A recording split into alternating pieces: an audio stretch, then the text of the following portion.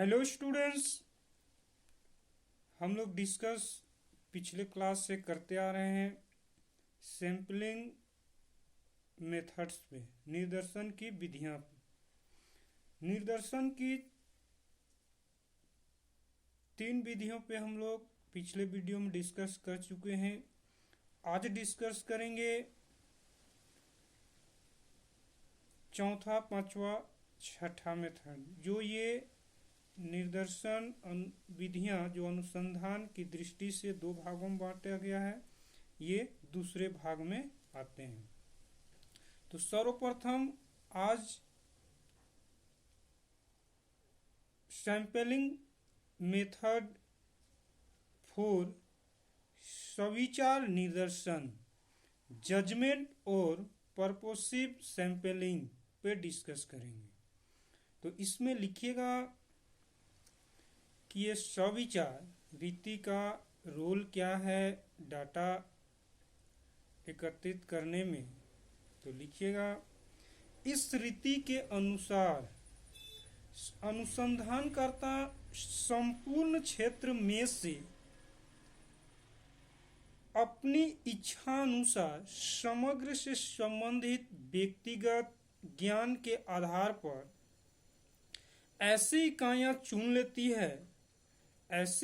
चुन लेता है जिन्हें उसकी आधारभूत मान्यता पर स्वीकार किया जा सकता है कि अनुसंधानकर्ता समग्र की समस्त विशेषताओं से पूर्ण रूपेण परिचित है। उदाहरण के लिए, मजदूरों की ऋणग्रस्तता की स्थिति के बारे में निर्दर्शन अनुसंधान करना हो तो सविचार निर्दर्शन रीति के अनुसार अनुसंधानकर्ता ऐसे मजदूरों को निर्दर्श में शामिल करेगा जो उसके विचार में सभी मजदूरों का प्रतिनिधित्व करते हो। इस प्रकार इस प्रणाली की प्रमुख मान्यताएं निम्नलिखित है। 1. अनुसंधानकर्ता समग्र के समस्त लक्षणों में पूर्ण रूपेण परिचित है। 2. निर्दर्शन के पीछे एक विशिष्ट उद्देश्य है, अनेक उद्देश्य नहीं। 3. इसमें अनुसंधानकर्ता अपनी इच्छानुसार केवल उन इकाइयों को निर्दर्शन में सम्मिलित करता है जिन्हें वह उपयुक्त या समग्र का प्रतिनिधित्व या प्रतिनिधि समझता है। अब इसके मेरिट्स, गुण। पहला, निर्दर्शन की यह पद्धति बहुत सरल है। 2. परिमाप निश्चित करके निर्दर्श का चुनाव करने से चुनाव के ठीक होने की संभावना होती है। 3. यह उस अनुसंधान के लिए अधिक उपयुक्त है जहां कुछ महत्वपूर्ण इकाइयों को शामिल करना अनिवार्य हो। ये 3 मेरिट्स हुए। अब डीमेरिट्स, इसके कुछ डीमेरिट्स भी है। दोष: पहला, चयनकर्ता की पूर्व धारणाओं का निर्दर्श के चुनाव पर गहरा प्रभाव पड़ता है। इससे निष्कर्ष अशुद्ध हो जाते हैं। 2. निर्दर्शन विभ्रम ज्ञात नहीं किया जा सकता। 3. निर्दर्शन अनुमानों की सत्यता की कोई गारंटी नहीं होती। 4. न्यायादर्शों के परिणामों की तुलना अन्य न्यायादर्शों के परिणामों से नहीं की जा सकती।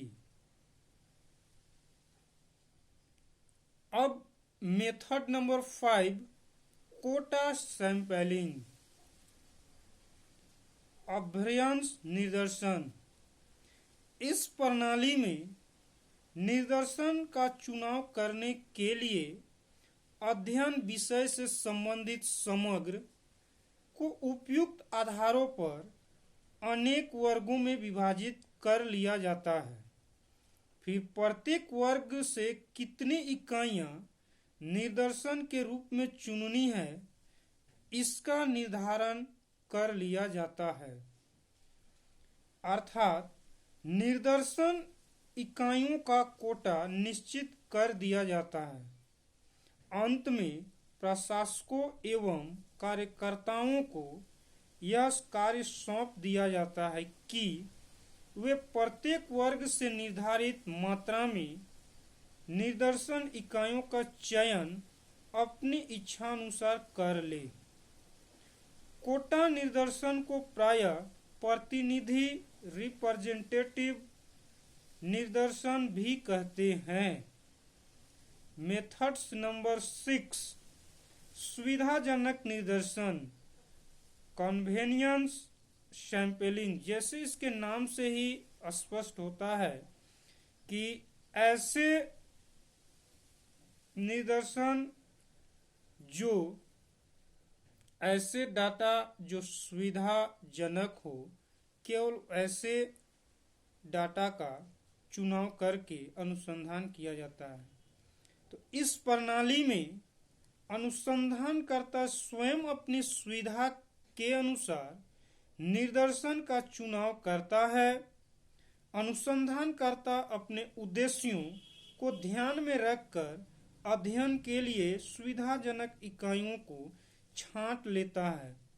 यह विधि अवैज्ञानिक है क्योंकि इसमें पक्षपात व मिथ्या झुकाव का किसी भी सीमा तक समावेश हो सकता है। प्रायः अनुसंधानकर्ता इस विधि के प्रयोग से बचता है।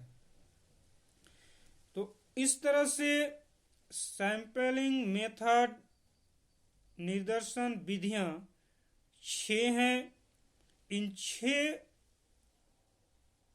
मेथड्स को, विधियां को 2 भागों में बांटा गया है। प्रथम 3 को पहला भाग में, उसके बाद के 3 को दूसरे भाग में, और इस तरह से निदर्शन विधियां 6 हैं। इनकी मदद से अनुसंधानकर्ता समग्र का एकत्रीकरण करते हैं। तो आज हम लोग डिस्कस कर लिए सैंपलिंग मेथड्स पे। अगले वीडियो में एक नए टॉपिक पे डिस्कस करेंगे। Thank you.